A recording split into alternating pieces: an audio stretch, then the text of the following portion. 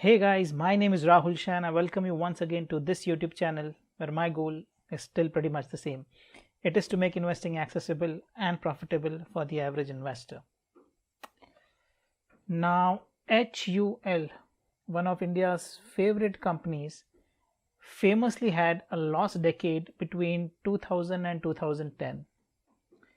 The share price was almost flat in that particular period, and the investors who invested in the company did not get any return on their investment for almost a decade in a stock like HUL. Now, the reason HUL suffered a lost decade was because it had a very good decade the previous decade. The company was up a whopping 20 times, more than 20 times between 1991 and 2000, courtesy a 31%, an impressive 31% earnings growth, CAGR, 31% CAGR, and expansion in PE multiple from 25, 26 times at the start of the decade to 48, 49 times towards the end of the decade. So the expansion in PE multiple and the CAGR in earnings was the reason HUL did phenomenally well between 91 and 2000 and was up more than 20 times. Now, the mistake that investors made was they expected the similar performance to continue in the next decade as well. So they gave the stock a PE multiple of 48, 49 times, and they expected the company to, grow its earnings by 25-30% again in the next decade.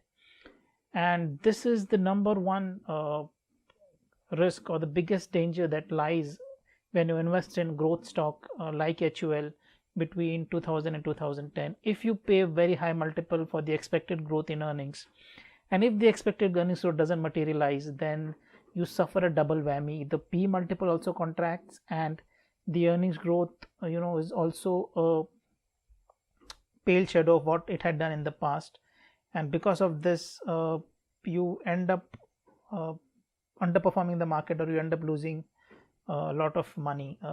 Luckily, in the case of HUL, you did not end up losing money, but it was a flat decade. It was a decade of zero returns for HUL.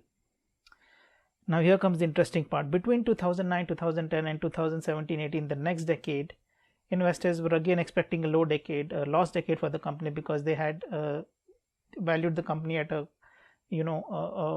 pretty average P multiple of 28, 29 times for a company like HUL. And they were expecting the earnings growth to again be poor between 2008 and 2018. Well, it turned out to be a resurgent decade for HUL, where it went beyond investor expectations. It did much better than investor expectations. The profit growth was in the region of 11-12%, much better than 7% in the last decade, and the P multiple as a result expanded from 27-28 times to 67-68 times. So after the last decade, there was again a resurgent decade for HUL, where the stock price went up 7 to 8 times. And again, it's a classic case study of the kind of multiples that you give to a company. A multiple at the start of the decade was around 27-28 times, which was not very expensive, which was not the 49-50 multiple that was given to HUL in the decade prior, and as a result of which both the P multiple was also able to expand, and the earnings growth the earnings also did well, and the stock ended up being an 8-bagger. And the reason I'm telling this particular HUL story is because another blue chip, ITC, of course, the company which is a hot potato these days, is standing at a similar juncture in its evolution as a business. I have seen a lot of blogs floating around on the internet, where a section of investors is accusing the company of capital misallocation and not able to quickly generate new revenue and profitability streams, and they are angry with the company. Another group of investors, on the other hand, believe that you need to give the company some time, and they are of the belief that the company's efforts towards generating new revenue and profit streams are actually bearing fruit. So there's a sharp divide there. If you look at the historical performance of the company, it has been a lost decade for ITC, and the reason is pretty similar to what happened with HUL. At the start of the decade, investor expectations were very high. The company was valued at a price to earnings multiple of 35-36 times at the top of its range, long-term range, and which left very little room for error. P of 35-36 times means that investors are expecting the company to do really well over the next 10 years. And if there is even a slight underperformance there, the P multiple comes crashing down. The earnings growth also suffers, and again there's a double whammy. And I think to some extent this is the case with ITC in this decade. It has been a lost decade for ITC. The P multiple has crashed from 35 times to a low of 14 times, and the earnings growth is not that poor, but it's in the low double digits, and which is why the stock has disappointed so much. So that's where we are on ITC. Now, what about the next decade for ITC? Is it going to be a decade of new lows where it will do worse from here, or whether it will be a resurgent decade like in the case of HUL? The setup is pretty similar. HUL, the P multiple crashed from 60 times to from 49-50 times to a much more reasonable 25-26 times towards the end of the decade. ITC P multiple has crashed from 35 times to 14-15 times, and the earnings growth in the case of HUL was better in the decade where it did well. And we have to figure out whether ITC is able to log in growth rates which is similar to what it has done in the past, or the performance is going to be worse than what it has done in the past. Whenever I evaluate such scenarios, wherever I have to make the next 3, 5, 10 year projections for the company, I take into account the P multiple of the company and whether the future of the company is going to be worse than its past. Is it going to be similar to its past, or it's going to be better than its past? Now, ITC has had a decade where the earnings growth has been in the region of 13-14%. It has had almost zero debt balance sheet, and it has had a very good ROEs of 25-27 times.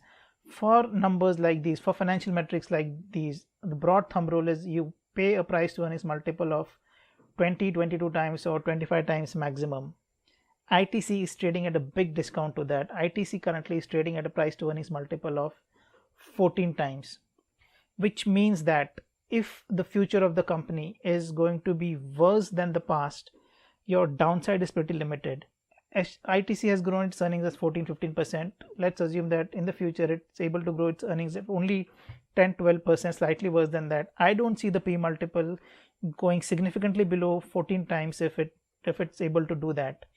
On the other hand, even if it's able to match its past earnings growth, or if it is able to do better than its past earnings, then the upside from here could be tremendous. The P multiple can expand because the company has been able to go beyond expectations, and this coupled with the earnings growth could lead to a very good decade for ITC. It could lead to very good next 10 years for ITC. So the way I see it is, it's a situation where heads, I don't lose a great deal, and tails, I win significantly. If I'm wrong, if the company has a future which is slightly worse than its past, the downside is pretty limited. But if I'm right, or if the company goes on to have a future that's better than the past, then the upside could be a great could be similar to what we saw in the case of HUL. So I think it is these calls that you need to take in the stock market from time to time. In the stock market, you'll never be able to guess the future of the company with 100% certainty.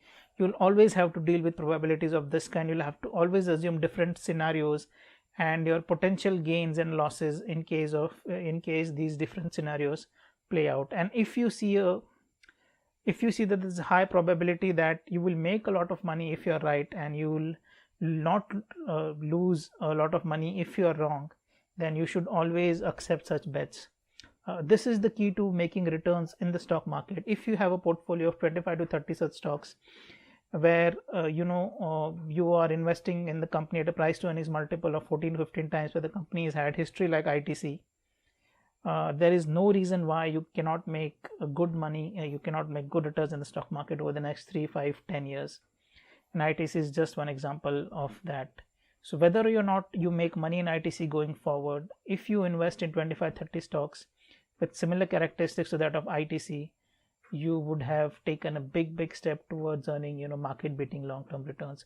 So this is not just about ITC, it's also about similar companies and the kind of valuation multiples and the kind of expectations that are built into the share prices of the companies. If you're able to use a sound judgment here, and able to analyze companies based on their past performance and how they've done in the past and whether that performance is going to repeat in the future. You don't have to be precise in your assumptions, you just have to make these broad guesses, broad informed guesses, and I think you will be fine, whether it be ITC or any other company. So that was my view on ITC, ITC's future over the next 5 to 10 years. And that will be all from my side today. But before I leave, if you've liked this video, please do not forget to press on the like button, and I'd be happy to reply to any comments that you may have on this video or any other video in the past. So see you again next time. Thank you so much.